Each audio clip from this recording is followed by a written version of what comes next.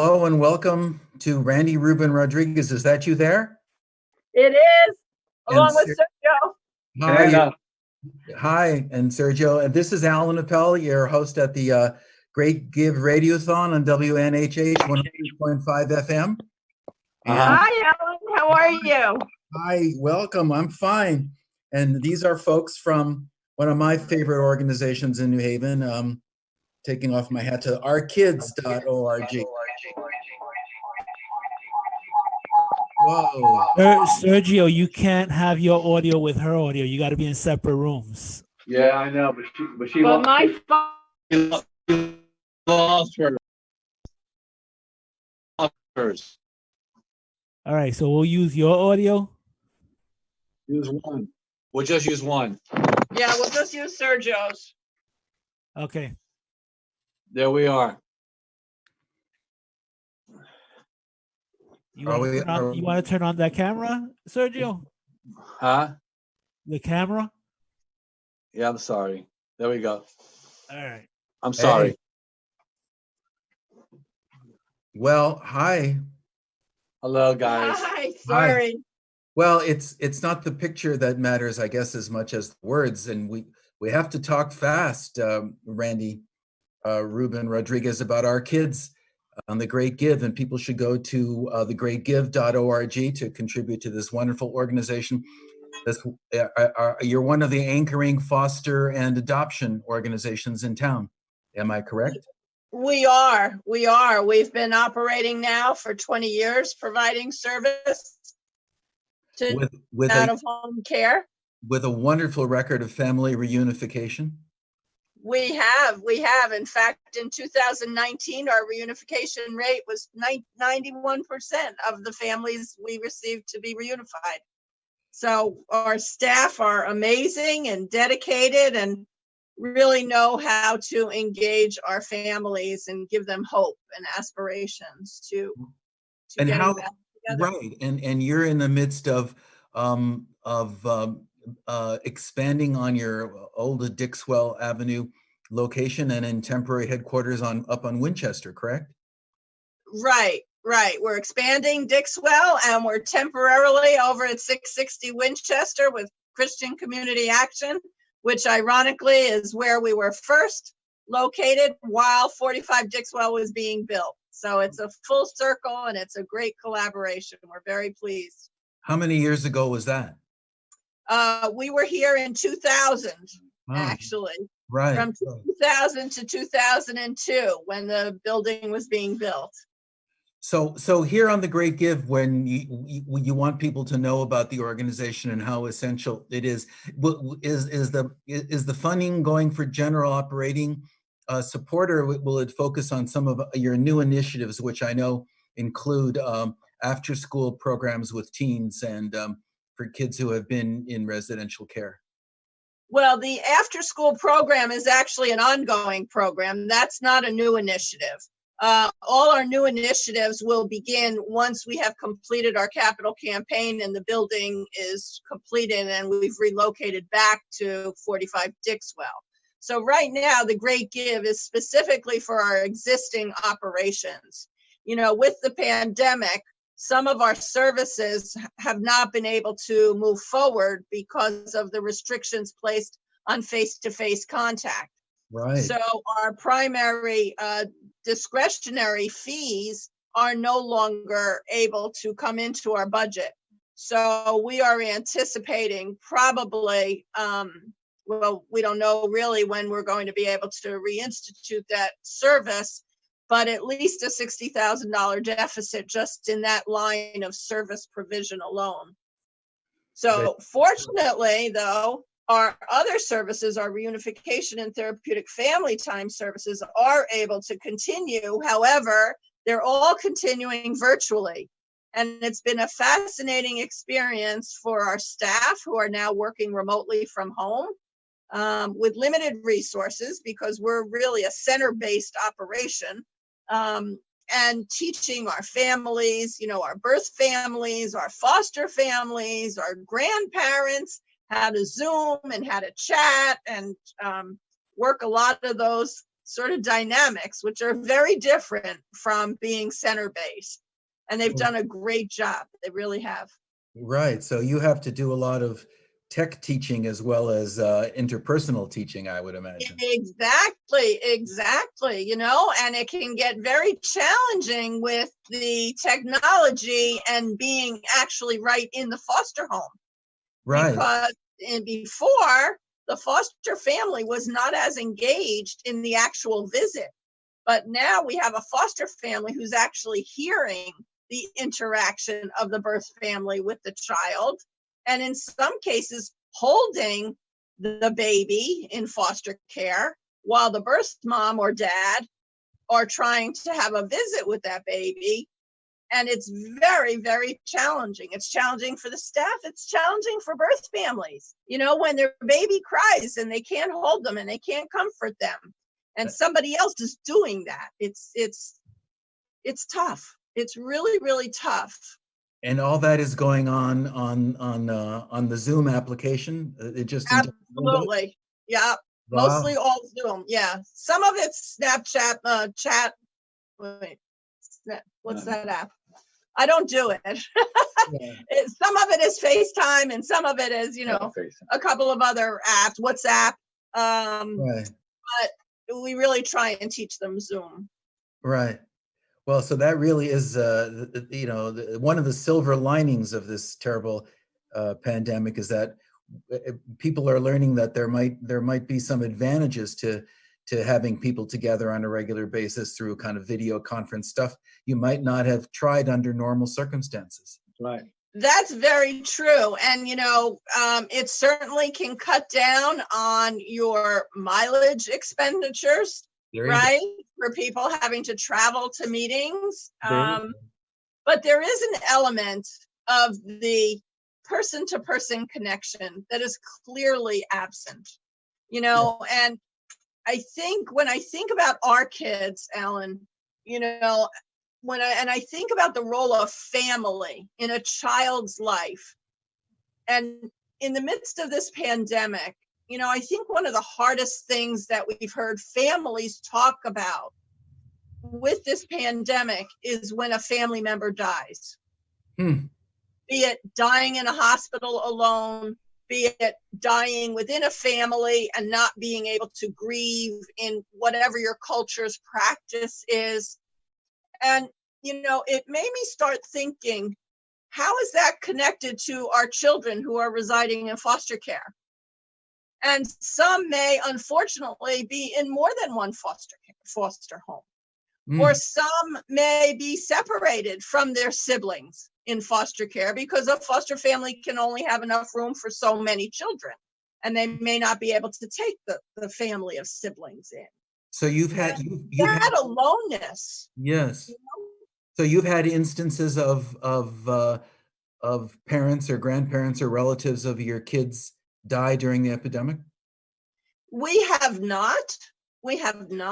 Okay. But we certainly have, you know, colleagues and friends. I mean, Sheila Masterson was a dear friend, a former board member of ours here, right, who passed away. You know, certainly Paul was impacted in his Shiva. It's just that aloneness, I think. Right. No, really you're heightened. We're talking with Randy Ruben Rodriguez, the executive director of Our Kids Family Center, which you can support by going to ourkidsct.org or going to thegreatgive.org, I think, and just looking up the organization. Absolutely. They're in the midst of making up deficits coming from, as you were saying, drying up of certain kinds of fees for services that can't be performed. And also in the midst of finishing a wonderful new building that's going to be also an old building, a new old building. Right. How is that going? What was the goal of $2 million? I can't quite remember your capital. No, the capital campaign goal total, including furniture and fixtures, was 4.4. Okay. Of which to date we have secured 2.5. Oh, good. So we're pretty close. Good. And we're hoping that we find some new investors. But I want to stress that the Great Give is not for the capital campaign. It is not for bricks and mortar. Right. It is specifically to continue providing services to our children and their parents and families. And those services, there's a wide range of services. I think a lot of people don't understand what's involved under your roof. Just enumerate for us. It's not just family reunification. It's working with the kids, little kids also, as well as teens. Well, our after school program right now, Tracy's Place, Right. and Lindy Lee Gold is our honorary benefactor for that initiative, and named the program as Tracy's Place. Is for girls between the ages of 11 and 15. That may change as the girls get older. But right now, these are young women who have been in foster care and have either been reunified or transitioned into adoptive families. And they are their own peer group from a variety of schools throughout New Haven. And they meet online? Well, right now they are meeting online. Before they were meeting, in-house twice a week after school. Now they're meeting online. And in fact, this past Saturday, they did a self-care group for themselves, and they all did their own unique facial masks, for that piece of self-care. And then they each selected a particular exercise that the whole group had to do together, and then they did do the inner work of their fears related to COVID and, potential losses and, the fear of another loss in their lives. And then ended the group, one of the young women created affirmations that they all went around from Zoom to Zoom and shared. So they're really very creative kids, and they're doing really well. And who runs that group? Is it self-run, or does there professional? No, that's run by one of our staff, Courtney Robinson. She's an LMSW. Right. And it's been her baby, and she does a great job. I read a little bit about that, and I was intrigued by. Maybe you can elucidate this program at ourkidsct.org. Something about a string theory, running the string from right. I kind of love that. Can you? It was one. Well, there's this wonderful book called The Invisible String, right? And so part of, I think, what happens for our children that we work with, be they children who are in foster care or children who are reunified or children who are adopted, is that these threads, these strings to people in their lives remain constant. You may not see these people ever again in life, but the foster mom that took care of you for the first 8 months of your life is a string. There's a thread there. There's an emotional thread that probably after, 20 years of therapy, you might get to. Right. But we are all connected in one way or another through these individual contacts. And one of the things for these girls is that they have unique threads that a lot of us who have grown up in typical families don't necessarily have. All of these ancillary relationships that were created because of a trauma, right? That are trauma created. Right. They're not just, oh, wow, I went on an interview today and I met new people. It's not that kind of a thread. It's a thread that really was formed from a painful experience. Right. And so these girls can come together and share that experience that they have each had, and they're each very different, but they are each based in a painful piece that now becomes a thread and a source of strength for them to move on. And, similar to 6 Degrees of Separation, right? Those are threads also, thanks to Ancestry, 23andMe, we are now learning some of those new threads in our lives. Yeah. Right. I would imagine if they did they have a chance to meet in person before they had to continue meeting online? Did they Oh, meet? yeah, they were a group that had been formulated. They've been going this whole school year together. And then because of the pandemic, had to switch to online. And they would meet how frequently, and where would they meet, on up on Winchester? Yeah, they meet here. They used to meet at Dixwell, and Right. now they're meeting here at 45 at 660. Right. They have their own room here where they meet at least twice a week, and they do at least one field activity once a month that Right. they select in context to the work that they're doing. You know, It may be theater, it may be part of the goal of the field trip is to acknowledge that there's a big world out here that we need to be exploring, and we help them learn how to do that in a very safe way. You know, something they may not necessarily feel confident doing. Last year, they went to the downtown cabaret in Bridgeport. Right. That's something their family would typically get up and choose to do. Right. It's relatively foreign to their experiences. So by introducing them to all these wonderful opportunities that exist throughout our great state, it really begins to broaden their horizon and open, what their pathways for their futures may be. So how long has the teen program been going on with our kids? Well, actually, the teen program started as a young children's program back at the Fairhaven Middle School. Oh. We were doing it during the school year, and that year we had 4 young children, little children, really, second, third, and fifth grade, I think. But we found that doing it in the school was disruptive because they had to be pulled out of class. And by being pulled out of class, then they were identified. And, they couldn't kind of just fit in with the group. Everybody ended up knowing their business. So we decided after school was a better approach to doing the work with the kids. And fully funded, it would be a 4-day-a-week program. But because it's only partially funded, we're now 2 days a week.